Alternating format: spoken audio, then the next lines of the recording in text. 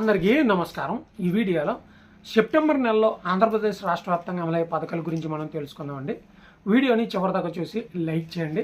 చాలా మంచి కంటెంట్ అందిస్తున్నాం, దయచేసి లైక్ చేయడం మర్చిపోకండి. అట్ ద సేమ్ టైం చిన్న రిక్వెస్ట్, మన ఛానల్ సబ్స్క్రైబర్స్కి అలాగే విజయవాడ చుట్టూ ప్రాంతాల్లో ఉన్న ప్రజలకి, విజయవాడ చాలా దారుణంగా మునిగిపోయింది అండ్ చాలామంది నిరాశ్రయులయ్యారు. చిన్నపిల్లలకు కూడా పాలు లాంటివి ఏమీ లేవు.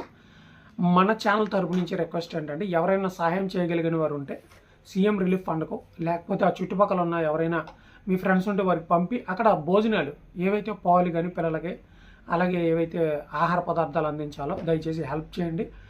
మనం హెల్ప్ చేసే సమయం వచ్చింది కనుక దయచేసి ప్రతి ఒక్కరూ చేయి కలిపి ముందుకు వెళ్దాం. ఓకే, చూడండి, మనకి సెప్టెంబర్ నెలలో అమలయ్యే పథకాలు వచ్చేసి మొట్టమొదటిది తల్లికి వందనం.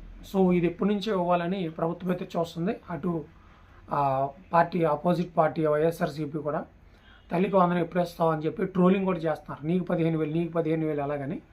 సో ఈ యొక్క తల్లికి వందనం పథకం అనేది మనకైతే అమలు కాబోతుంది ఈ నెలలోనే, లేదా దీపావళికి కానీ దసరాకి కానీ ఇచ్చే అవకాశం ఉంది. చూడాలి ఏ పండుగ రోజున విడుదల చేస్తారో. ఒక పండుగ రోజు అయితే వారు విడుదల చేస్తారని చెప్తున్నారు. మ్యాక్సిమం సెప్టెంబర్లోనే వచ్చే అవకాశం ఉంది. ఇప్పుడు వర్షాల వల్ల రాష్ట్రం అతలాకుతలం అయిపోయింది కనుక కొంచెం స్టెబిలిటీ లేదు మైండ్, ఏం చేద్దామో ఏంటో అసలు అని. ఓకే, అందుకని కొంచెం దీన్ని పథకాల వాయిదా వేయడం జరుగుతుంది.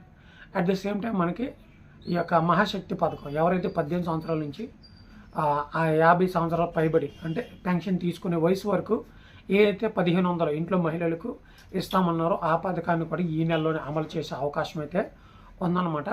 సో అలాగే పెన్షన్లు 50 ఏళ్ళకి అన్న వారికి మనకి పంపిణీ అయితే చేయబోతూ ఉన్నారు. అట్ ద సేమ్ టైం దానికి అప్లికేషన్స్ మనకి వారం రోజుల్లోకి అయితే మనకి ప్రారంభమైతే అవుతున్నాయి అనమాట. సో ప్రతి ఒక్కరు కూడా గమనించండి, పథకాలు అయితే వస్తాయి. ఏ సమయంలో ఈ యొక్క పథకాలు వస్తాయి అనేది డేట్ అయితే ప్రకటించారు. సో మనం రెడీగా ఉండటం మంచిది. మీరు ఆధార్ కార్డు, రేషన్ కార్డు, మీకు ఉన్నటువంటి ఏవైతే పత్రాలు ఉన్నాయి, బ్యాంక్ అకౌంట్, ఇవన్నీ కూడా సచివాలయంలో మీరు వెళ్ళి కనుక్కోండి. ఎవరికి ఇప్పుడు అప్డేట్ ఇస్తున్నారో తెలియదు. మీరు వెళ్ళి చక్కగా అప్లై చేసుకోండి. పెన్షన్స్ మార్పిడి చేసుకునే వాళ్ళు పెన్షన్ మార్పిడి, అలాగే తల్లికి వందనం మహాశక్తి పథకానికి అప్లై చేసుకునే వాళ్ళు మహాశక్తి పథకానికి అప్లై చేసుకోండి. మ్యాక్సిమం ఈ పండుగల్లోనే వచ్చే అవకాశం అయితే ఉందన్నమాట. ఇది వీడియోని లైక్ చేయండి, అలాగే విజయవాడకి హెల్ప్ చేయండి. Thank you.